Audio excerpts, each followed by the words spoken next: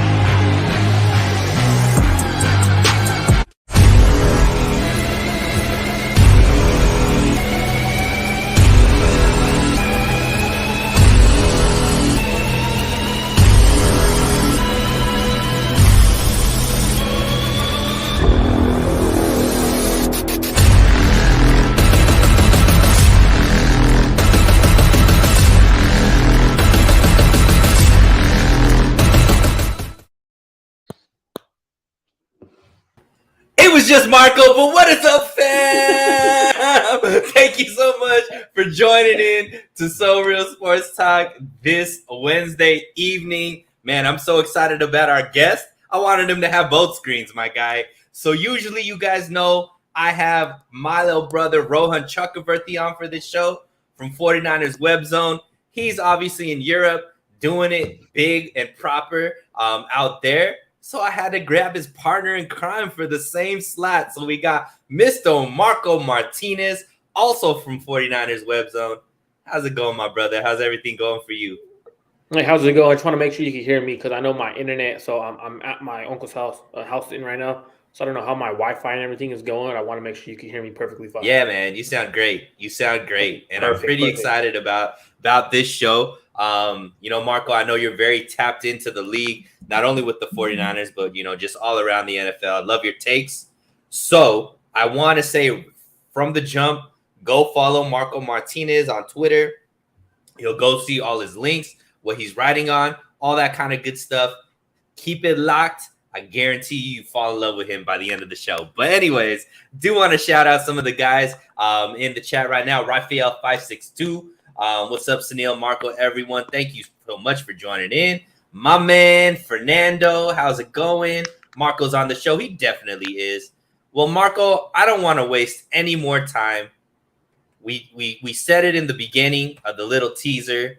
A high up official with the 49ers supposedly leaked to, it seemed like Jeremy Fowler. Was it Jeremy? I think it was Jeremy Fowler. That there may be some issues with Trey Lance and arm fatigue. He has kind of talked a little bit. Maybe this was more of a last year issue than a this year issue. But it is coming out right now. We do know Trey Lance hasn't thrown the ball a lot in college. He only averaged about 16 passes per game. Why do you think this is coming out now, Marco? And do you believe that this is going to be an issue throughout the season? I think I'm laughing right now as you're talking about it, right? Because, it's the funniest thing ever because I've spoke to people in the 49ers organization and I spoke to other scouts and stuff that, asking them around the organization, the league, hey, is this something that you guys are actually hearing from other people in the 49ers organization? And the person I heard from the 49ers organization, they've laughed. They're like, dude, that's the funniest thing we've heard in a very, very long time. They're like, it's as funny as everyone's saying Mac Jones is a lock at number 3. People wow. This person said, he was like, dude, I guarantee you there is no arm fatigue. And I was like, oh, so what about the other stuff? They're saying arm fatigue. They're saying arm fitness. They're throwing all these different things out there, right? And I was like, so what's going on? And he was like, no, there's nothing going on with Trey Lance's arm. They're like, what happened last year? He was was Kyle Shanahan would give him days off last year. He goes, but it wasn't because he couldn't throw. What they were trying to do was allow him an extra day during the week just in case Jimmy went down. Because I don't know if you guys remember, Trey Lance had a finger injury that was actually affecting ligaments in Trey Lance's finger. So what they were trying to do was get his finger fully healthy so he didn't throw on a couple occasions during the season, during practices and stuff like that. But from everything I've heard, even a scout that is within the NFC West, but not with the 49ers, he said he's been speaking to someone in the 49ers organization and he was like, I have not heard that. All I heard is very, very high praise about Trey Lance's arm and how strong that arm is. He goes, so I don't know what these people were talking about. And then we go on and we see other people like Tim, I don't know what his last name, but Tim K. He came out and he was like, no, I spoke to someone as well.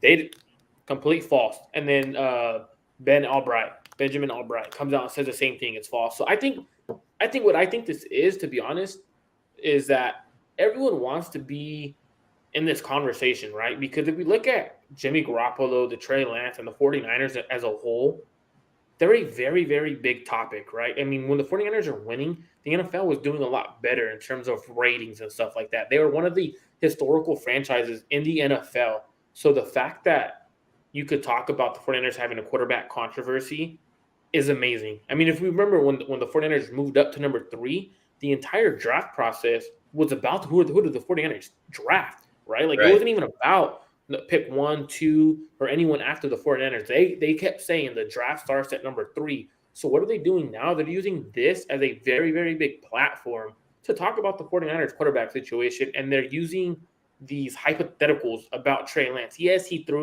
only had a season. He didn't throw as many passes as a lot of quarterbacks do throughout their college careers, which is why they're saying this. Has nothing to do with Trey Lance's arm. I love it because that was going to be my follow-up question. Got to shout it out to Pinor. Let me find out arm fatigue is a Madden rating. Definitely glad Pinor is back in the chat. Thank you so much for joining in. Yeah, and I mean, I think that a lot of this negative narrative is what you're talking about, Marco. But I think it's actually going to help the 49ers in the long run because you're already seeing this rallying cry with the team. Brandon Ayuk put out the video, trolling, I guess, the media that we're talking about arm fatigue. And then very quickly, Juszczyk, Kittle all joined in to like that and give their 2 cents. And I believe like with all of this negative, the negative narrative around Trey Lance, because it's starting to be so transparent. It's absolutely just for clicks and likes and to be part of the conversation. Like you said, it seems like it's going to be a very much us versus the world type of mentality in the locker room. And I think that's going to bode well for the team because, whatever they could use as a rallying cry to really get pumped up week after week, I just think that the team is going to rally around Trey and really want to see the best for him. And, you see them working hard in the offseason. I just think it's going to end up being bulletin board material that's going to help fuel this team throughout the season. Yeah, it reminds me of I don't know if you remember when Adam Rank said the 49ers are going to be 3-13, and they use that as bulletin board material. It's a very similar situation because this whole team knows that Trey's their quarterback, and he's the only guy that's going to be on the roster that they actually believe in. They don't believe Jimmy's going to be on the roster, and this is why they're backing their quarterback, right? So you mentioned a video about Brandon Ayuk, right, where he was like here's the 3 passes because his arm got tired after these 3 passes. Uh-huh. So I had the pleasure and the ability to actually watch a lot of those throws from that actual session where he was throwing with Brandon Ayuk, he was throwing with River Craycraft, and there was a couple other receivers that were there to throw. Let me tell you right now, Senor.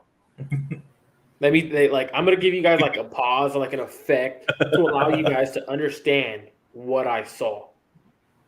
It was damn amazing. All right. Really? From the first throw to the last throw I did not see his arm get tired. I saw his arm get stronger throughout the process. He started to let it rip, and it was amazing because you could see what he's actually working on. And everyone at camp, when they finally get to open camp to fans, the fans will see that there is no arm fatigue, and it's going to be hilarious because all these reporters are talking about arm fatigue. Oh, it's Trey Lance ready. It's Trey Lance this, Trey Lance that. It's the same BS that they said about Mac Jones was locked at 3. And that is the funniest thing because I guarantee you, Kyle Shanahan, John Lynch, they're back there behind the scenes laughing at everyone thinking there's arm fatigue. Yeah, and I mean, it's not, and it's just like a narrative that's around the 49ers altogether, Marco. Like we're at that time where now everybody's putting out their lists, right? top 10 teams, top 10 this, top 10 that.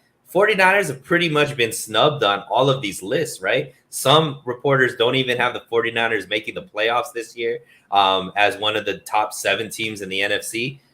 I think a lot has to do, my opinion is a lot has to do around what happened in that draft 2 years ago, where after everybody was, a lot of these big name reporters had Mac Jones a lot going at number 3. Kyle Shanahan kind of, rubbed it in their face. That's like, look, if you guys are running with the wrong narrative, I'm not going to get in your way. And I think that rubbed the media the wrong way. And I think this is like kind of coming full circle where now they're trying to get at Kyle Shanahan and this team.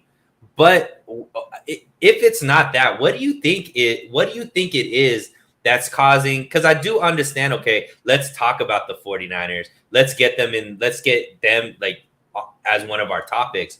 But why does everything seem to be mostly negative when it comes out, and especially about Trey Lance, but this overall team as well, and what they're going to be capable of this season? I think because the 49ers aren't a media-friendly organization anymore. So what happens is when John Lynch, a media guy, right, comes into the organization, and him and Kyle Shanahan came to an organization where there was constant leaks, right? There's constant stuff that happens that gets out there, like big news. And the funny part is there's still leaks around the 49ers organization, right? Like it's not huge leaks. It's like leaks that aren't gonna drastically wow everyone, right? Like it's stuff that is actually okay for them to leak. Like they do it on purpose, right? They feed stuff. So that's what these media heads are mad about. They're not getting any insight on anything about Trey Lance, no insight on anything to do with the 49ers organization as a whole. So for these guys, they're like, why? Like, why can't we know? Like, so like, all right, well, you guys want to do that? Well, guess what? We're going to make it sound like Trey Lance is a bust. We're going to do all this stuff to make it look like Trey Lance isn't good, to make an actual quarterback controversy, to make it harder for you to get rid of Jimmy Garoppolo, because there's a big question mark, right? Everyone's like, oh, where's Jimmy going? So that's another thing, because now these other organizations start wondering, well, if Trey Lance is not good, that means they have to keep Jimmy. So let's not worry about Jimmy and stuff like that. So I would say it's a media versus organization thing, where the 49ers organization is actually telling the media, in a way, F off, because we aren't going to give you guys what you guys want to hear. And, that is a great transition, Marco, into our next topic. Speaking of Jimmy, there has been some news in the media this last week about Jimmy. There was a report saying that Seattle was doing their due diligence and may be open to a trade with the 49ers. I know Colin Cowherd on his show talked about how this might make sense for both teams, even saying that, Seattle might even be willing to give like a second because of all the draft capital that they had there, as well as Pete Carroll's age and wanting to be competitive, right away. What do you make of this report? Do you think that there is any smoke to Seattle and 49ers possibly doing a deal for Jimmy? And if not, what do you really think happens with Jimmy? So I think it does make sense for both teams, right? In the sense of the Seattle Seahawks, like you said, they have Pete Carroll with an older head coach. They think they can still compete, right? They think his coaching staff and his system is a great system. So they believe they have what it takes to actually win. Now, for the 49ers standpoint, like, why does it make sense for the 49ers to move them to a division rival? So everything that I keep thinking of, and every time I talk to someone, like scout-wise and stuff, like, they're like, it makes 100% for the 49ers to move them to Seattle, because now what it does is Jimmy Garoppolo forces Seattle to actually win more than 5 to 6 games. It puts them very, very borderline to not making the playoffs. Like it puts them in that range where you're not in the playoffs, but you're also not top 5 pick. So it forces Seattle to actually eventually have to trade up a lot of capital to go get one of the top quarterbacks. There's around 5 quarterbacks that are supposedly going to be going in the first round that a lot of scouts actually really like. So if Seattle's willing to sit there and take the 5th best quarterback in the draft, then it actually makes sense, because you try to compete this year, but you still also get one of your guys that you think will eventually be really good in the first round. So you play that game where, all right, let's try to make the playoffs. You keep the fan base happy. You show the fan base that you're actually trying, but you're getting Jimmy Garoppolo, and that's where it doesn't make sense, right? financially, it does not make sense. Financially, you're better off going and getting someone else. When there's no one out there, though, that's the biggest issue for Seattle is they missed on Baker Mayfield. They were actually trying to trade for Baker Mayfield, and now they've kind of pivoted to the 49ers and said, all right, well, you're our last hope for a quarterback. So it does make sense. I don't think Trey Lance is going to, or Jimmy Garoppolo is going to go for a second round pick. I really don't. And if anyone thinks the 49ers are going to pay any of that salary, they're hilarious because I've seen people say, oh, yeah, well, the 49ers will pay about $10 million of that salary to get a second back. No, absolutely not. Why would the 49ers pay $10 million when they plan on using it in free agency and other parts? Like, if they really wanted to, if the 49ers are a player away, they feel like they're a player away, right, during the season, they could make a big trade and have that $10 million to have that player on the roster. So you have to have that cap. So instead of extending players mid-season and moving cap around mid-season, you have that luxury of being able to trade for someone mid-season. So I don't think the 49ers actually want to pay to move Jimmy. I think someone is willing to actually make a trade or they're going to be willing to cut him. So I guess like the thought process would be, obviously most teams would rather have Jimmy on a deal that they structured. But if the 49ers do cut Jimmy, I do think that opens up a few teams that might actually go after him, namely maybe a team like Cleveland that might need a quarterback depending on what happens with Deshaun Watson. So maybe Seattle makes that trade just to make sure that they have, Jimmy underneath their umbrella or whatnot. But yeah, I agree with you as far as that the 49ers at this point are more interested in saving the money than maybe necessarily getting draft capital. But I guess the argument that Colin Cowherd made, and I want to see how you think about this, is basically, the 49ers have been pretty adamant that they don't want to lose Jimmy for nothing, right? They still believe he's a good quarterback. Clearly, he's had a lot of success here with the 49ers, especially these last 3 years, taking them to 2 NFC championship games and a Super Bowl. So it would seem kind of counterintuitive to just cut a guy and, really end up with nothing to show for him as far as assets to bring back. So do you believe, I guess that's what Cal Carr is saying, is that he doesn't see a path where they just cut him. Do you see a path where if, let's say, Seattle doesn't offer any draft capital for him, do you see that a path where the 49ers can cut Jimmy and just take the 24 and change into, next season? Yeah, I mean, if let's say Seattle's offering like a 5th or 6th, right? Because people are trying to compare Baker Mayfield's trade to Jimmy Garoppolo when I think they are not comparable, right? Because Baker he was guaranteed $18 million no matter what. Right. So no matter if the Browns cut him or they actually traded him, they were going to end up having to pay him $18 million no matter what, or that team who acquired him was going to have to pay $18 million. Jimmy has the luxury. The 49ers had the luxury of Jimmy being able to cut him, saving $25 million and stuff like that. So what it does for like Seattle having to trade him, they have to offer more than a 5th, because realistically, if you want me to pay for a 5th round pick, I'm not paying for a day 3 pick. But realistically, I'm not going to pay.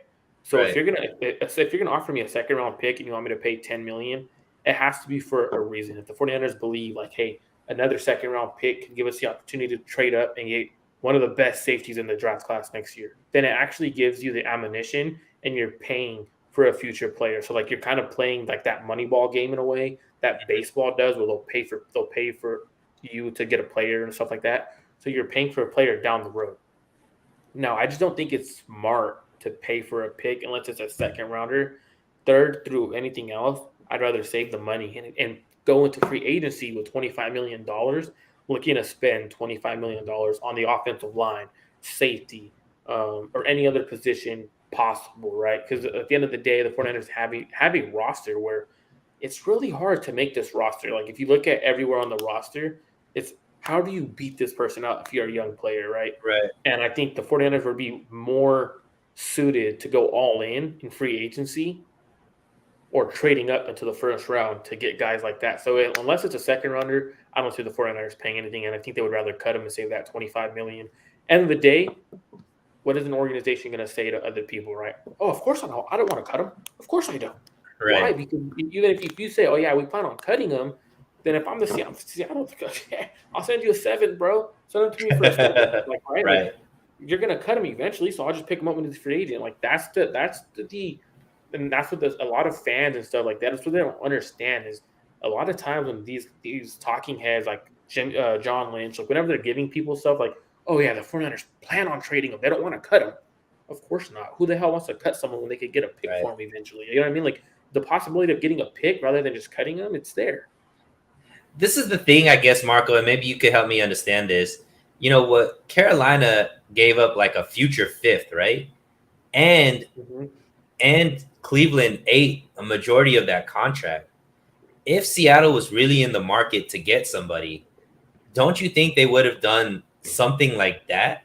Like, I guess I'm not 100% sure if Seattle's really in the market for a quarterback, upgrade at quarterback. Because to me, I get it where you're saying, hey, there may be 5 quarterbacks, maybe they just wait. But for me, at this point, wouldn't you just kind of play with what you have, knowing that you're probably not, even with Jimmy, good enough to make the playoffs? Might as well just kind of play it out with Locke or Geno, whoever ends up winning that quarterback competition, and just play for the highest pick at this point. What's the value? Because I think that I would rather get Baker only having to pay him $5 million versus giving up anything for Jimmy, right? And his big contract. The reason why Seattle was hesitant on Baker was his character issues. Like there's very like there's a lot of people that I've talked to, like there's 2 scouts from Cleveland Browns and there's a scout from Seattle that I've talked to. Their biggest concern on Baker Mayfield has always been his character issues, even coming out of college, right? Like he had these issues coming out of college that were overlooked, right? So that was the biggest issue. And then right after he was traded to the Panthers, what ends up coming out that a lot of players in Cleveland were very frustrated with his immaturity issues, right? Like when you are in Seattle, there's a culture there that they've already built. They built a winning culture with Pete Carroll, right? Like that's like their culture they have. Like it's kind of like Pete Carroll's trying to be like Bill Belichick, like, oh, it's my way or the highway kind of thing. So I think for him, he would rather roll with a guy like Jimmy Garoppolo, who's very loved in the locker room, no matter who it is. They love Jimmy, and Jimmy's just a good guy. So why not roll with a guy who has more character than a guy who's going to be immature? And you put him with Drew Lock. Oh Jesus Christ! I would pay to see that. I would pay to see that. Like, there would be some nice rap battles in that locker room for sure. I'm pretty sure Drew Lock and Baker Mayfield are probably fist fight, and I would actually pay to see like them in a locker room together competing because like those 2 dudes, they're both immature. Like you could see it. Maybe they'd make Hard Knocks, right? But speaking of the quarterback situation and Jimmy, Steve Young came out. There was a great article by Matt Mayoko that just came out today. And Steve Young had some really good comments, I guess, or really interesting comments surrounding not only, the quarterback position, but overall. Clearly, the underlying theme was he's very, very much so in love with Kyle Shanahan and is a big, big fan of what he's done for this team. But one of the things that I saw was kind of like a little bit of not like a shot, but really kind of elevating Kyle Shanahan's system over maybe the talent at the position, stating that this is like the best opportunity for any quarterback, including himself. He said that if he was going to play for any team right now, he would choose the 49ers over even Kansas City and the Rams. And he kind of said, it's lucky for Trey because Trey is going to stay, but, it's a little bit scary for Jimmy because now he's going to have to show that he could play outside of such an innovative system with Kyle Shanahan. What did you make about those comments, Marco? And what do you think that means, with Kyle Shanahan? What do you think it means for a guy like Trey Lance and what he could be capable of? 100% a shot at Jimmy Garoppolo. 100% a shot at him, right? You're going out there and he's like, oh, yeah, it's the best system you could ever play in. Like, I mean, why would a team go trade 3 first-round picks to get a quarterback when it's the easiest system you can play in? And when you can't really play in it and you're going to be leaving Kyle Shanahan, like, what are you going to be? Like, now you have a lot of question marks to answer. Like, that's literally what he was saying. Like, oh, you have so many question marks around Jimmy Garoppolo because when he's away from Kyle Shanahan, he's not going to be that good. Kyle Shanahan, his system elevated who Jimmy Garoppolo is, and he's pretty much saying, like, I don't get why everyone, and this is what I took from it. I don't get why everyone is questioning Trey Lance. When you have a system like Kyle Shanahan, you could put anyone back there, and he's going to make them look serviceable. So the fact that Trey Lance has all the tools, right? He has the arm strength, the mobility, the IQ. He has like everything you look for in a quarterback, right?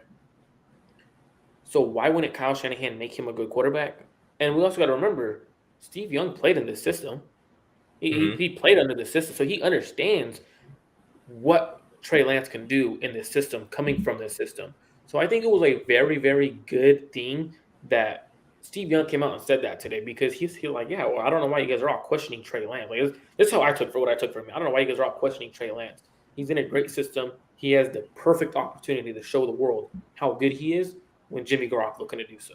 Like that's literally how I took it. And I was like, oh, Steve Young's been saying this, but when all these people on the timeline are saying this, like when we're all trying to explain how Jimmy Garoppolo's been elevated by Kyle Shanahan and how he's not that good, everyone's like, nah, you guys don't know what you're talking about. No. Jimmy Garoppolo is great. I'm like, come on, guys. Like, realistically, when we watch Jimmy Garoppolo, we cringe, and we at least I did when he was going to throw the ball. Like, I'm like, ah, damn, please don't throw an interception. And then he throws an interception. Like, he starts rolling out, throws an interception when we, like, in the playoffs against Green Bay, right? We're moving the ball down to score, and he thinks he's some mobile quarterback that could throw on the run and then does stuff like that. Like, that was he also saying, like, the ability from Trey Lance to move and do stuff like that is going to elevate the offense, because instead of having to force a throw, he could pick 5 to 10 yards up with his legs and stuff like that. So I really liked what Steve Young had to say. Now we just have to put it together. You have a great system. You have a good young quarterback. You have to put it all together and see what happens. And I think good things are going to happen out of that offense. And I'm going to address a comment by Pinor. He asked if I have a channel. Yes, I do have a channel. I have a channel with Rohan, 49ers Red Zone podcast. You can see us on YouTube, any platform in terms of Spotify and stuff like that. So you can see me there. Appreciate you. Absolutely. And, one other thing that really stood out to me in that article was, that Steve Young was talking about being a mentor to Trey, and then just the, student mentality that Trey has, and, just speaking very highly of Trey. And, the more and more you kind of think about Steve Young and how he came into the 49ers and what Trey is dealing with, it's very, very similar, right? As far as, obviously Steve Young was the transition from Joe Montana. Joe Montana, obviously one of the GOATs in the league, 4 Super Bowls, really all the success that the 49ers had up in that time was with Joe Montana as quarterback. Then when Steve Young comes, they trade away the golden boy for you to start. That's a lot of pressure, right? And even though Jimmy obviously doesn't have Joe Montana's success with the 49ers, it has been a lot of success as far as for the 49ers in a very long time.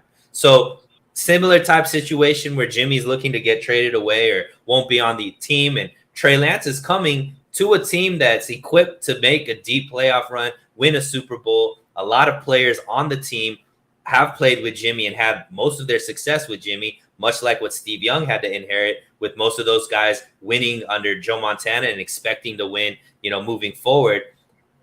Who's a better mentor than Steve Young, who not only had to deal with the same type of pressures, but at an elevated level, and was able to successfully navigate through that. So talk a little bit about what you think Steve Young could really do for a young Trey Lance to be able to navigate through the pressures that he's gonna have to deal with this season. So yeah, like right now, Sunil, you explained something very, very important, right? Like the fact that they traded a Hall of Fame quarterback away to replace with a quarterback like Steve Young, who we saw glimpses at the time of how great he was. Like people are like, oh yeah, he's gonna be great. Like we've seen glimpses of him, but he was a question mark. No one really knew what he was. Like they're like, okay, well, can he actually be that good? Like stuff like that. So the same thing with Trey Lance. Like, oh hey, we've seen glimpses of him, but the 49ers continue to win, and this is something that a lot of people throw out there, right? Jimmy Garoppolo just wins with this organization. Like since he has gotten to the 49ers organization, and this is something I will give him credit for, he did change the organization's perspective and fans' perspective about this organization. He gets here, he goes on a 5-0 run, 5 wins, 0 losses against some good caliber teams. And then the following year, he gets hurt, right? And then like the 49ers go back downhill. And then he comes back and the 49ers are doing they freaking head to the freaking Super Bowl, right? So Mhm. stuff like that, it's like, dang, this quarterback won. Like he put them in a position to win, whether or not when we break the film down, whether or not he was a very, very big impact on actually winning these key games, which because some of them he wasn't. And so some of them, like literally, hey, Raheem Mostert, take the ball, 95 yards touchdown, right? Like it was stuff Right. like that. So he wasn't a big part of the reason they were winning. But as a quarterback, you get the hate, but you also get the love when you're winning. And that's Mhm. something that comes with the quarterback position. So I think what's going to end up happening with um, Trey Lance and the Steve Young like connection is like, hey, okay, don't try to do too much. Like, don't come in here thinking you're gonna throw 500 yards, 7 touchdowns, and rush for another 200. Come in here and be you. That's literally what Steve Young did. He came in and he was just himself. Like when I'm a lot younger than a lot of people who got to actually witness Steve Young and Joe Montana. But one thing back when I was younger, I would always go back to watch those. Like we have all those games recorded. Steve Young, Joe Montana. I would go watch those games, and you could literally just see Steve Young being himself, laughing, joking around. That's what Trey Lance needs to do, and I think that's the biggest connection between Steve Young and Trey Lance that I think is going to be very, very important. Is the mentorship on, hey, don't do too much, be yourself. The system is very quarterback friendly. Enjoy it. And then also the 49ers hire a quarterback coach who played in the NFL, right? Who also could help him understand don't do too much, just be yourself. And that's what I'm excited about, like the mentorship between Grease and Steve Young mentoring Trey Lance.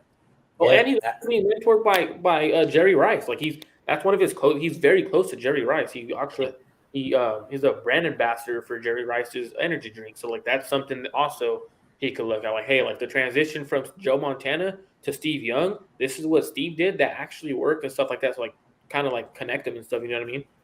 Yeah, I mean, it's very interesting that you could find somebody who's been through exactly what you're going to be going through. So I think it kind of just points, everything's kind of falling into place for Trey Lance really to succeed in this environment. Jamal Armstrong jumping in, two GOATs. Good stuff, Marco and Sunil. Thank you so much, Jamal, for joining in. Um, Appreciate while you, we're Jamal. while we're on question marks for the 49ers, the last biggest question mark is Debo still doesn't have an extension now. Um, I mean, most of us know that usually the 49ers don't do an extension till right before training camp. And that's just kind of been their MO, regardless of the level of talent. However, this one was kind of a little bit different because there were so many wide receivers that were in free agency or getting extensions. And usually you don't want to be the last one to sign one of the top names because usually that means you're going to be paying the most. There's still DK out there that's looking for an extension, but do you think that this extension gets done, or do you think that the 49ers may have some questions and are hesitating on whether or not to extend Debo because we still haven't seen anything as far as a contract extension for him? I don't know if they're hesitating, but I think there has to be question marks around Debo, right? Like they actually did take calls trying to move Debo during the draft. Like I'm 100%, I can 100% say they took calls trying to move him. Why? Like that I was blown away when my guy was telling me, dude, they took calls. Like they really might trade him. I was like, wow, he's really gonna be moved. And I still think there's a possibility he might be moved. Like he shows up to OTAs, right? Doesn't practice. He should not be practicing. I agree with what he's doing. I don't agree with him going on social media and like doing all that, like the antics and whatnot, taking 400 off and stuff. But I agree with him. Don't practice until you have a contract. And if they plan on not extending him, they could always try to franchise tag him and work out a deal because there's going to be question marks on whether he wants to run the ball. I don't think he wants to be a running back like they made him be, right? Like the 49ers Mhm. literally turned him into a running back last year because of the inability of their quarterback, not because Debo Samuel's not a good receiver. He's an elite receiver. So I think Debo wants this extension that is going to make him the highest paid receiver guaranteed contract wise because he knows he's not going to get as much workload, so his stats are going to go down, right? So if they wait to extend him, they could get him at a cheaper price because his stats go down and all this stuff goes down. So I don't think they're hesitating. I think they're just trying to play hardball with him. Like, hey, like we're not going to budge on our number. You're not going to budge. Come training camp, you're going to want to actually be on the field. Like, so eventually one of us are going to budge, and I think they're going to end up meeting in the middle. And I think Debo's going to be paid the highest paid receiver on the market. He's going to get what he pretty much wants, and the 49ers should do so. I don't think they're hesitating. I think it's just like that. All right, well, it's like if you and I, like if we're negotiating on a car, right? Like, and I know, like this car is super, like, this car is super expensive. I know the car is super expensive, right? And I'm like, hey, man, like, hey, that the car needs new tires, bro. Like, you don't want to knock off $1,000, bro. I got to get new tires for it. Dang, hey, I noticed there's a crack on the, like, you know what I mean? There's stuff like that. Like, you start throwing stuff out there. So I think Deebo Samuel understands his value, and the 49ers are like, well, you don't want to be a running back no more. You're a playmaker for us. This system makes you a playmaker, not just a receiver. So if you don't want to be a running back no more, you're no longer a playmaker. You're no longer the all-pro you were. So how about we pay you as a receiver? And if we look at you as a receiver, you were hurt the year before. So as a receiver, your statistics match up to like around the top 7 paid. How's that sound?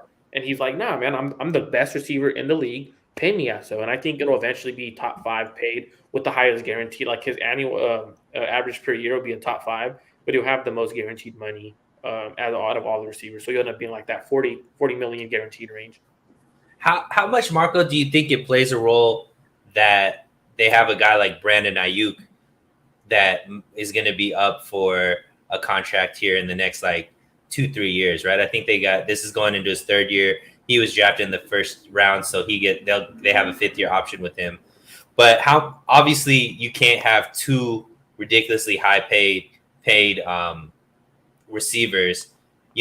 Brandon Ayuk is on the trajectory to really break out this season as well. Do you think that plays a role in them wanting to be tied down to Debo maybe 3 years from now, where at that point Brandon Ayuk might be ascending? He'd obviously be the younger receiver at that point, maybe the one that they'd want to keep.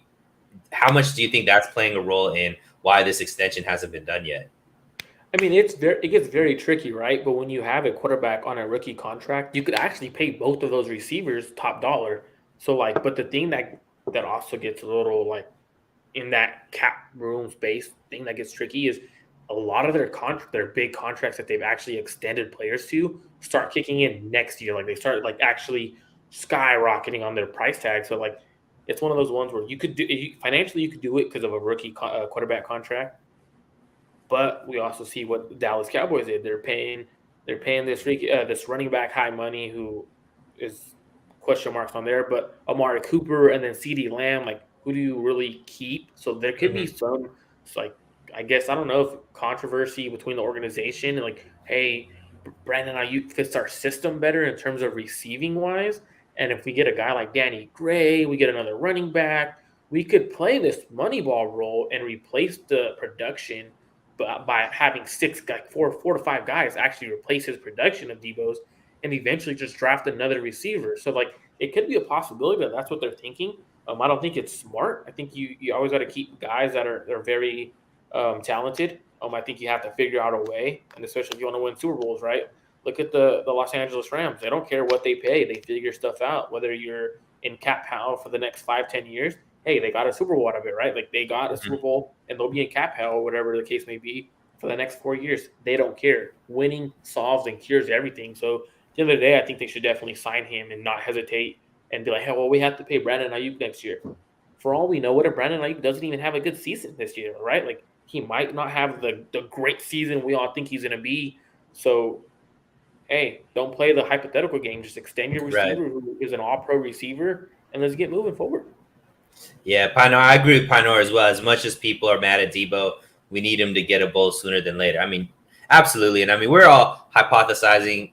I want them to get it done.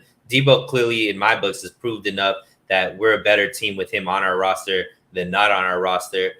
So clearly, I want them to get it done. Marco, I haven't heard your take on what you think this contract actually looks like. I know you said it's going to be, the most guaranteed and probably top 5 annual per year. But what do you think the years and the actual money looks like, and when does this deal get done?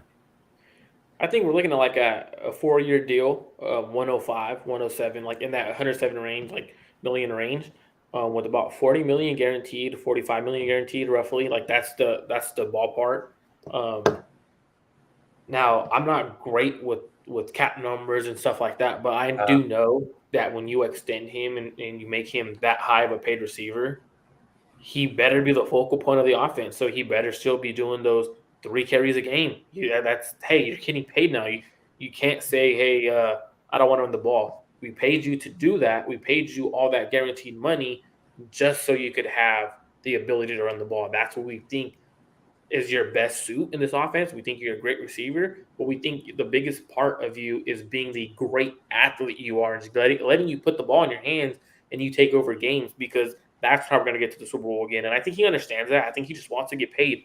As soon as he gets paid, he's going to be like, all right, give me the ball. Give me the ball. I don't care right, how it is. Give me the ball. Like a football mentality, and he showed it during the Dallas Cowboys playoff game, right? He looked over to Kyle. I want the ball. right. What's he end up doing? He scores a touchdown. Like that's the mentality that he has. So as soon as his back's secured, he's gonna go right back to business and wanting to win football games. So I don't think there's no issue with how he's gonna be used and just pay him. And when do you think this deal actually gets done, Marco? I think it's gonna be done like 3 days before camp. So Gotcha. what are we? Today's the 13th and camp Mhm. starts the 26th. I say like that Saturday, like the 23rd, that Saturday. I would Mhm. not be shocked if it's done that Saturday, the 23rd. So you believe Debo's there, ready to work day one of training camp? Yeah, of course. I don't think we see a holdout or anything like that. I don't think Debo's gonna sit out of camp or anything. The reason why I think that is the 49ers have the capability of paying him. Just pay the Hmm. damn guy. Like Right. even if you pay him and let's say like next year, let's say he doesn't want to be with the 49ers, right? You pay him. A guy on a 3-year deal is much, much better to trade than a guy on a franchise tag because now this team has to worry about extending him. What if he doesn't want to sign with the stuff like that? So, like, if he really wants to be traded, which there's a possibility he might. I mean, he did request a trade. He did do all that. The 49ers were looking into trading him during the draft. So, if he really wants to be traded, I would rather trade a receiver on a 3-year deal, right? Because obviously they're gonna have him play this year. Stupid to trade him this year because you're not allowed to draft players anymore. You're not allowed to sign free agents. Stupid to trade them this year if they end up doing so. Mhm. But it allows you to trade a guy next year on a 3-year deal, which is going to be a friendly contract because other players are like DK is going to get extended. It's going to eventually be the highest contract. Like you're going to keep having these guys. CD Lamb's going to get Right. extended, the highest paid contract. Like so, Justin it's Jefferson, all these guys are going Justin to be. Jefferson. Like yeah, so like you're going to have a team friendly contract as a receiver wise that you Mhm. could trade away next year. So if he does want to be traded, then you could get what you're supposed to get for him, right? So I think it's very fine. Like if they do that 4-year, 105, 107 range, 40 million guaranteed, I think it's a Yeah. smart contract. Yeah, and hopefully it doesn't get to a point where we need to trade Debo. I bet he's chomping at the bits just seeing the relationship that Ayuk and Trey are building. I'm sure Debo wants to be a part of that as well. Make sure he's getting his opportunities and Trey's just not playing favorites. He's out here eating s'mores with Brandon Ayuk. I'm sure Debo wants to get on that action. And I think I don't, but I think the thing is though is I don't think he's ever gonna have that relationship with Trey Lance though, right? Like the Trey Lance and Brandon Ayuk relationship is already super good, right? Like they're already best friends. So like he's gonna always be the odd man out in terms of being that close to Trey Lance, right? So I don't think it's a bad thing. Um, but it's just one of those situations where that's what it's gonna be like. So he might end up being sour about, hey, we're not best friends. I don't think this is the organization for me. I want to be best friends with my receiver. I wouldn't be shocked if he was like, "Hey, send me to Baltimore. I really like Lamar Jackson." Right? Like that's something that could possibly happen. I'm not saying Right. it's going to happen, but I'm saying like he wants to be as a receiver. You want to be best friends with your quarterback.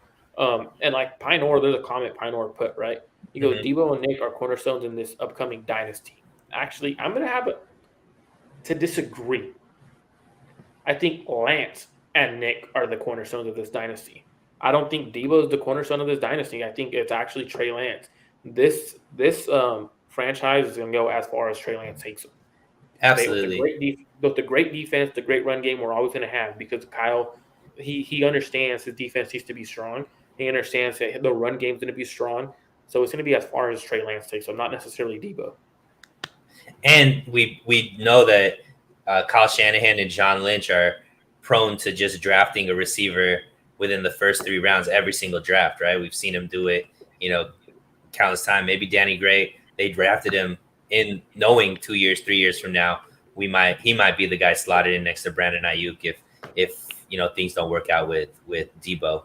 But speaking of rookies, I wanted to get your take on this because I think you're really really good at knowing these young guys, not only the guys that the 49ers drafted, but scouting the whole league and whatnot. I truly believe the 49ers have changed over the last few years what they're actually doing when they're drafting. They're not really drafting for immediate impact. They're drafting the red shirt and then fill holes and have guys ready on deck a year or two from now. You saw that obviously with Trey, Aaron Banks, Hufanga. All these guys are jumping into big roles. Trey Sermon, I think redshirted last year, is going to play a bigger role this year. But out of the rookie class that's going on right now, and maybe we could extend it even to year two players that maybe redshirted last year. Marco, who do you feel like are going to be those players that are playing either year one or year two that make the biggest impact for the 49ers this season? So we could, if we're doing year two guys, right? Like if we're doing year two guys, it's the easy answer, right? Hufanga and Aaron Banks. Like those are the two easy answers. So like Outside of Trey Hufanga, Lance, of course. yeah, outside of Trey Lance. Like there's the two easy answers is Hufanga and Aaron Banks. So I want to talk a little more about the rookies, right? Because like Okay. people are like, oh well, what's gonna happen with these rookies? Like does anyone start? Does anyone like what happens? Does Davis end up being the workload in the running back room? Does Danny Gray make the big impact? So at first, I did not like the Samuel Womack pick, right? Mm-hmm. When they first drafted him, I was like, what are they doing? Like I've seen a little bit of his tape because not of him, his partner in crime. The other cornerback on the other side was who I was actually watching. So like I wasn't even watching Samuel Womack. Like he wasn't even on my radar. Like I didn't even scout him. So I called a scout. I talked to him, hey man, like what's going on? Like talk to me about Samuel Womack. Like enlighten me, right? And he was like, well, to tell you the truth, a lot of teams have Samuel Womack in that range, and a lot of teams actually liked Samuel Womack. He goes, he just wasn't a media guy. Like the media just didn't like him. The media wasn't big on him, but a lot of teams that were actually really big on him. So I was like, so does he have the potential to actually start right away? He goes, yeah. He's a lot of teams think he's a starting nickel corner. Like, oh, so you're saying there's a possibility he starts at nickel? And then he was like, yeah. He was like, so the reason why I think so is it's all a question mark on Jason Verrett's health, right? Because if Right. Jason Verrett's healthy, fully healthy, Jason Verrett's outside and they'll end up moving Emmanuel Mosley inside, and Samuel Womack then has to wait another year, and they do like that red shirt stuff. So I think if Jason Verrett's not healthy, Samuel Womack will be the biggest impact in terms of the corners or the players that were drafted this year. Second, I would probably go with hold that actually. I think Drake Jackson will be number one because he's going Really? to be opposite. Yes, because he's going to be opposite of Nick Bosa. So they're going to allow him to be a situational pass rusher, and what he's going to end up doing, he's going to showing he's going to get a lot of pressures. I think in that system, that wide nine system, allowing him to be that speed guy, he's going to show why he should have been drafted a lot higher. And I think he'll be a very, very impactful player to this 49ers pass rush because he's obviously opposite of Nick Bosa, and there's Armstead inside. So, like, you get a lot of pressure off this rookie, and he gets to just hunt the quarterback. So that'll be the number one impactful player out of the rookies. And then I think Samuel Womack, and then we'll see Davis be the third. And then Maybe Danny Gray, I guess, at that point. I think Danny Gray, but I think Danny Gray is going to pick up like midway to the season. But I actually Right. think one of the rookie linemen will end up making an impact somehow, some way. I think Burford? I don't know if it's Burford. I think it might be I don't know how to say his name. Zakai. Yeah, I think the way Rohan pronounces it is Zakel Yeah. or something like that. Uh-huh.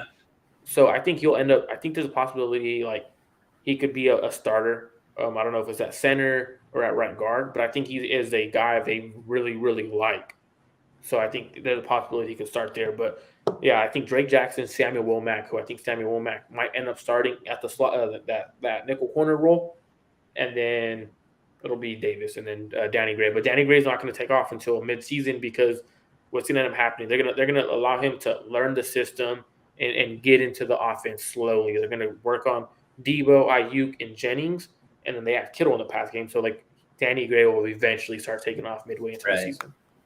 And I think the running backs are going to get a lot more play in the pass game as well, especially with Anthony Lynn there. He likes his running backs pass catching out of the backfield as well. I want to talk to you about that cornerback room because I think this is going to be one of the most interesting battles in training camp, especially if Jason Verrett is healthy, right? Because the 49ers usually carry 6 DBs, right? Six corners. We already know Charvarius Ward is a lock. Mosley is the lock. Ambry Thomas is a lock. If Verrett is healthy, Verrett is a lock.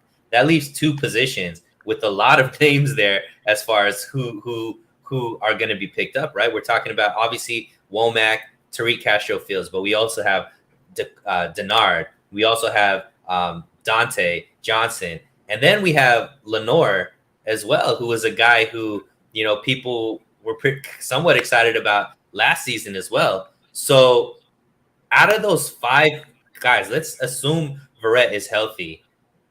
Do you think that the 49ers stick one with 6 DBs, or do they pick up a 7th? And if they do stick with 6, who makes it out of those 5 that I just listed? So I think Denard would be an easy cut, right? I don't think he's. I mean, even if you cut him, I don't think there's going to be teams rushing to claim him or rushing to sign him because he's going to be a free agent because of how many years in the league.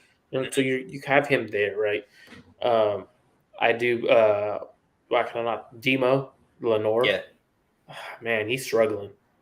From what I've heard, he struggles. Like he's struggling. Like he's struggling to make the roster. So he could be a guy they stash on the practice squad. I think honestly he might be best if he tries to transition to safety or something because like to make the roster. I mean, after Hufanga and Ward, we have Odom at safety, but who else do you have? Tarvarius Moore coming off the Achilles injury, right? So like there might be a situation where someone could be that. I think maybe Rohan says Dante Johnson might make the team actually at safety versus corner, and that might be a way to sneak him back onto the roster and the 53-man. I mean, so the thing is with Dante Johnson, right? Like he has that the versatility to play both. But is he also like I said with Denard? Is he going to be a guy that gets claimed if you cut him? Like, you know what I mean? Like, can you? I mean, they've kind of been playing that game with Dante Johnson his whole career with the 49ers, right? They've been moving him back and forth. So like, and then Tariq Castro Fields, when I scouted him, I think he's a better safety in my opinion than he's going to be a corner in the NFL. I think he should honestly switch to safety now, which would allow him the best possibility of making any roster.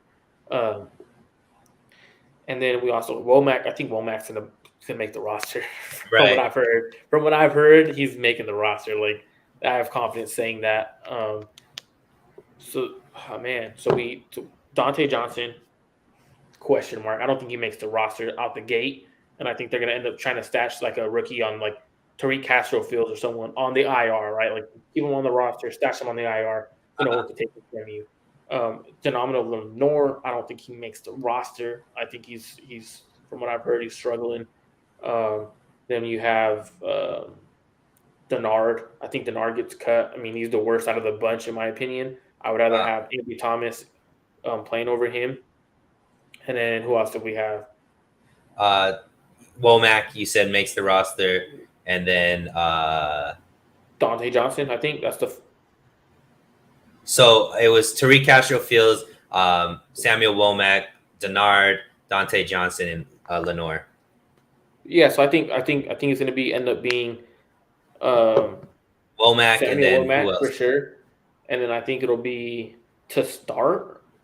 Man, like for the initial 53, we might see a guy like a Demo or a Castro Fields make the roster and then stash him on the practice squad or not Right. practice, IR, injured reserve, and then you bring Dante Johnson back because Dante Johnson has the ability to play inside, outside, and safety. So that's something you could do.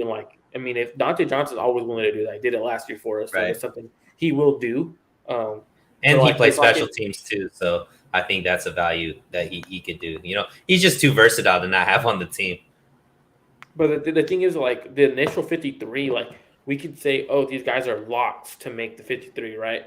But Uh-huh. it realistically is like the 53 is never official until like week 1 or week 2, because Right. like Dante, like last year, right? Dante Johnson, he was, to me, I thought he was making the roster, but they ended up cutting him because they had, hey, we agreed to pay you and everything. You're going to be on our roster, but first we want to stash this player on the injured reserve, and then we'll bring you back. So like technically, I was wrong, right? Like technically, the initial 53, I was wrong, but then Dante Johnson comes back and he's on the team. So it's like, Right. you know what I mean? So like it's one of those ones where it's like we could sit here and we could like talk about who makes the initial 53, but again, like who do they plan on stashing on the IR? Because Right. there's going to be one of those players they stash on the IR, and then they bring Dante Johnson back. There's just something you do with a lot of these young guys. Like, hey, you Yeah. get a redshirt year, you get better, you get in the weight room, and then eventually next year it'll be your time. So it's one of those ones I think they could do. I love it. And we'll leave on this one. Obviously the 49ers have been pretty, I guess, focused on upgrading certain aspects of this team. Clearly, their biggest splash was Charvarius Ward, really securing. And, a lot of the guys in the chat section have talked about how good this cornerback room is. And finally, right, this is probably the best cornerback room the 49ers have had in quite some time. Definitely under Kyle Shanahan. They obviously improved a lot in the special teams, getting a lot of studs and Pro Bowl caliber players on special teams on the roster, and obviously the new head coach there. And then they did what they did as far as bringing back a lot of the talent on the defensive line, and re-signing some guys there that have been made an impact, and they still have the depth there.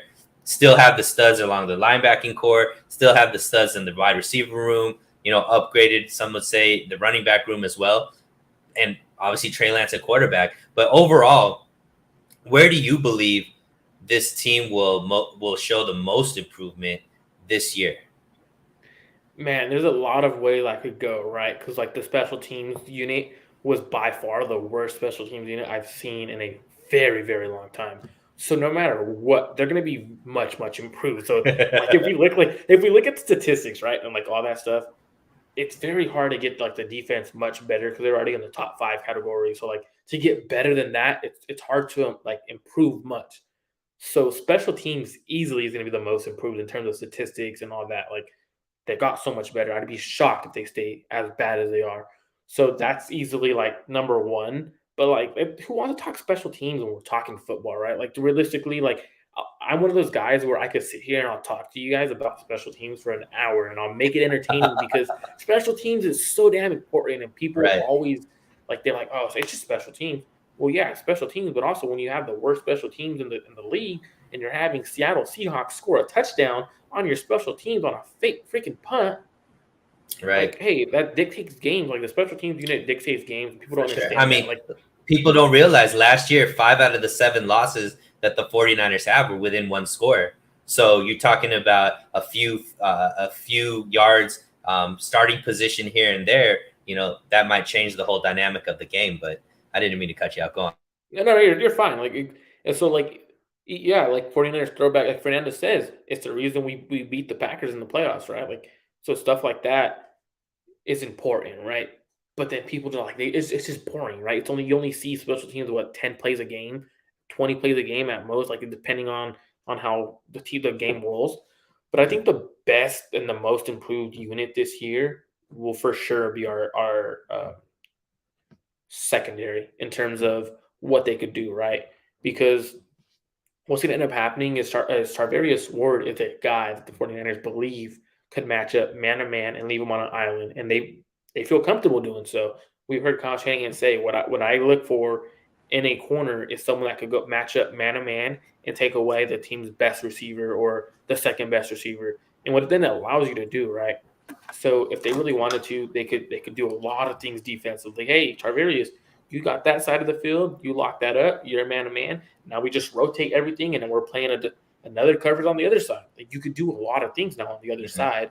So what it ends up allowing you to do is, hey, Mosley, you got help over the top, focus inside, like stuff like that. So you're going to see the secondary be better. I think they take the ball away a little bit more because it allows them to be aggressive, allows them to jump routes because they don't have to worry about like we're going to see Emmanuel Mosley probably get 5 interceptions if he's the starting cornerback. He's going to be allowed to jump routes because he's going to have help over the top with Jamie Ward or Hufanga, whoever it is, Odom is over the top. They're going to have him over the top while Charvarius Moore's on the other side manned up. And then now what it allows too is how fast does a quarterback have to get the ball out, right? When you're actually getting rushed by Nick Bosa, Armstead, Drake Jackson, Kimoko Trey, Mhm. guys like Ebicom, that. Jordan Ebukam, Willis. you have to get the ball out so fast. So now like it just your defense and secondary it gets a lot better. So I think we're going to see takeaways go up in terms of the secondary. I think we're going to see a lot more of that because it allows you to do everything. And the people always say like, "Oh, secondary corners and off defensive line." Yeah, like which one's more important? Like I've always said, they have to go together. And if you have a Right. strong corner who could take away one side of the field, you could do a lot of things. So I think the secondary, in terms of what they're going to be allowed to do and what I don't think that statistic wise they were already a pretty good secondary statistic wise. So I don't know how better like how much more improved they would get in terms of like stats, but I think they're going to have more takeaways. They're going to have more interceptions. They're going to look better. So I mean, we were running out freaking um, Josh Norman last year. Like we don't have to Right. run out Josh Norman. We don't have to run out Drake or Patrick. Like that's going to be a much better Right. secondary than we actually think about. I mean, we might Yeah, have and a I think to piggyback off of your point, Marco, I think we're gonna actually see more sacks because of it too. Because one of the yeah. ways that one of the Achilles heels of the defensive line, or one of the ways good quarterbacks were able to keep themselves clean against this defensive line is getting the ball out quick. And unfortunately, like you said, with Josh Norman, Drake Kirkpatrick, you didn't have the press man ability. You had to play more soft zone, which allowed for these quarterbacks to get the ball out quick. But now with Charvarius Ward, with Emmanuel Mosley, with Ambry Thomas, with hopefully Jason Verrett, these guys are all very confident in playing press man, which forces the quarterback to hold the ball that extra half second, which gives a guy like Nick Bosa, gives these guys that extra half second to get to the quarterback and really, disrupt the play, hopefully leads to more sacks, and hopefully allows for the whole defense to play that complementary style just on the defensive side. But I want to go on a different side. I think the addition of Trey Lance at quarterback actually is going to get the running game back to where it needs to be, because now with Trey Lance being able to play the option and be a threat with the ball in his hands as far as in the rushing attack, I think that's going to open up the outside a lot more. Because one of the knocks, I guess, on the running back room is that maybe they don't have that track speed that we used to see from guys like Mostert and Breida. But where they actually don't need that as much right now is they're going to have an extra half second, extra second now, because that one-on-one defender is now going to have to make a decision, right? Do I go after Trey or do I go after the running back? And whatever they choose to do will give, whomever keeps the ball that extra half second to get out and get open. So I really expect this rushing attack to get back to top 5 status. I'm hoping they could actually leap up into top 3 status, because I think if this is a top 3 rush attack like it was in 2019, that means that this offense is going to, go through the roof, because Trey Lance is elite when it comes to play action. So if this rushing attack could be as impactful as it was in 2019, especially with Trey Lance's willingness to throw the ball deep and his accuracy with the deep ball there, I think it opens up a lot of opportunities for this offense. So that's where I really think we're going to see a big improvement, is the rushing game. And to piggyback on what you just said, right? You talked about how Trey Lance is gonna like in terms of like the zone read, like you hold that edge rusher just a tad bit, right? Mm-hmm. But I think what end up happening is so they're not gonna be stacked boxes. Like Right. realistically, we're not gonna so even if it's not even a zone read, it's not going to be a stacked box. So the advantage goes 49ers because this run game is so good that Kyle Shanahan knows how to attack defenses when even when when they stack the box, he knows how to attack them. But now when you only have 7 guys in the box, because you have to play honest, you have to be fearful of the bomb over the top. You have to be fearful that they're going to go play action and pick you apart, right? With Trey Lance, because he has that arm ability to do so. For example, when we look at, and this is what makes me laugh, right? Because when we look at the Houston Texans game, what happened with Houston Texans when the 49ers went play action, boom, touchdown over the top, Debo Samuel. Right. A throw that never usually happens with Jimmy Garoppolo. So now you have to now we have to, instead of having our safeties up, our safeties have to start playing honest, and they're going to start being around that 10-yard range. So you are right. Our running game is going to go up, but I don't know if it's going to be because of the zone read stuff. I think it's going to be because of his threat to actually throw the ball downfield. Yeah. And TC 49er, thank you for joining in. I know you've asked a couple of questions. You asked about the slot corner. We actually talked about that in a segment before that. Marco said it's either going to be Emmanuel Mosley if Jason Verrett's healthy, or possibly Samuel Womack if Jason Verrett isn't healthy. But I do want to talk about this because we didn't get a chance to touch on it. It has been one of the biggest question marks for the faithful, because there's obviously 2 new bodies and injury, a guy coming off injury on the as the right tackle with McGlinchey. Do you have any concerns with the O-line, with the new faces with Brendel and Banks there, and then obviously what we're going to get out of McGlinchey? Or do you think this offensive line is going to be fine and be able to hold up? I think the offensive line should be fine. People forget the 49ers won a game with what was his name? Compton at right tackle, and left tackle was it wasn't School. Oh, I know who you're talking about. McKivitz. McKivitz, right? So they won a game with McKivitz at left tackle and Compton at right tackle, and Compton against the Rams, who won the Super Bowl. They have the ability to constantly knows how to dial up stuff to get their offensive game going. And it's much easier for an offensive line to play better when you have a strong run game. Because what would they prefer to do? They prefer to run block. They prefer to run block because you have the advantage. You know where you're going. You know what the snap count is. Versus when you're in pass pro, you're like, damn, all right. They get the advantage because they're going off the ball, and I have to drop step, and they have the momentum coming forward, so they could win. So I think the advantage is going to be 49ers because I shouldn't say advantage 49ers, but I think their offensive line should be fine because you're going to be run blocking a lot more. I think Mike McGlinchey will be fine. If not, I think Burford could be a solid right tackle. And the interior offensive line, it'll be fine. We have Aaron Banks there, who I thought should have started last year at right guard.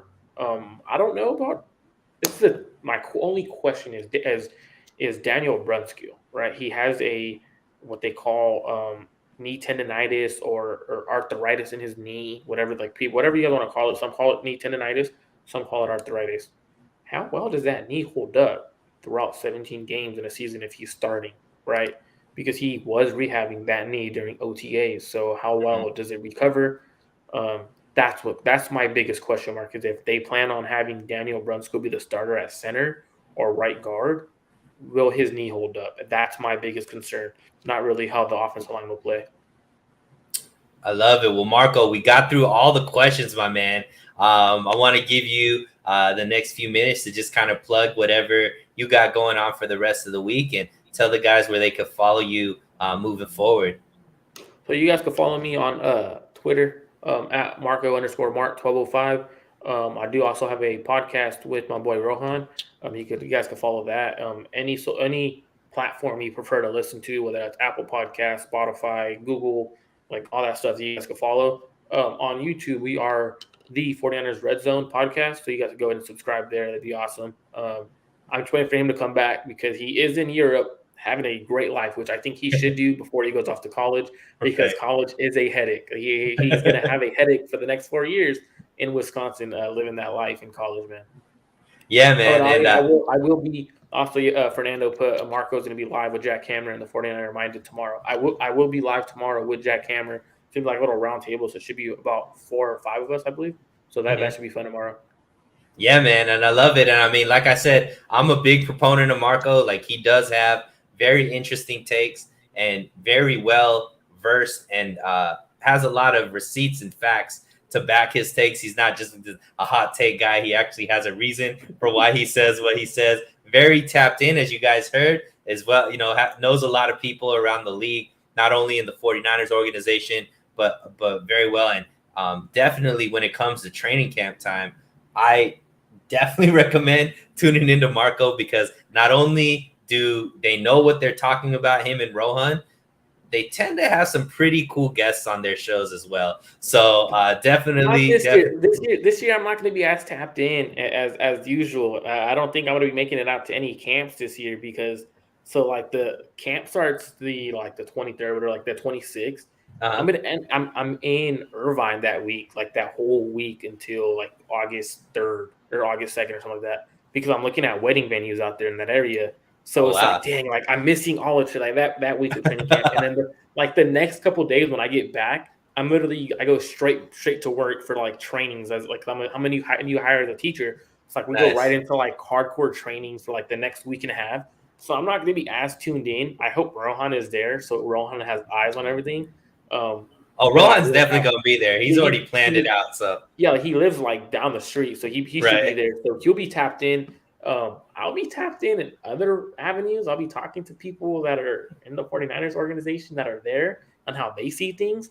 And I will get some like footage from them and stuff like that. So like that'll be how I'm tapped in, but not like how I normally am when I get to actually watch camp and see. Like last year right away, like I was first thing I noticed right away last year at camp was how good Hufanga looked. Like that's what I like to see, is like being there live and seeing how fast these rookies are playing and how fast some of these new guys are playing, right? Like that's what's gonna be elite. We're gonna see guys like Samuel Womack. His speed, I heard his speed is electric. I heard he's fast. Like I heard he's when people see him in training camp, they're like, whoa, that's how fast he is. So we'll see.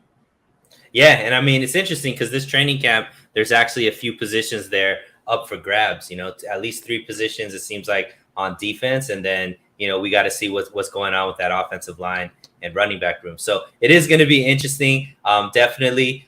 Guys, if you haven't subscribed to this show, please do so. The goal is to get to 1,000 subscribers before the season starts. We're almost there, less than 100 to get there. So if you can subscribe, like, turn on notification, it really helps me out. Thank you so much, Marco, for joining on. Like I always say, stay safe, stay hydrated, and we'll talk again very, very soon. You guys have a great night.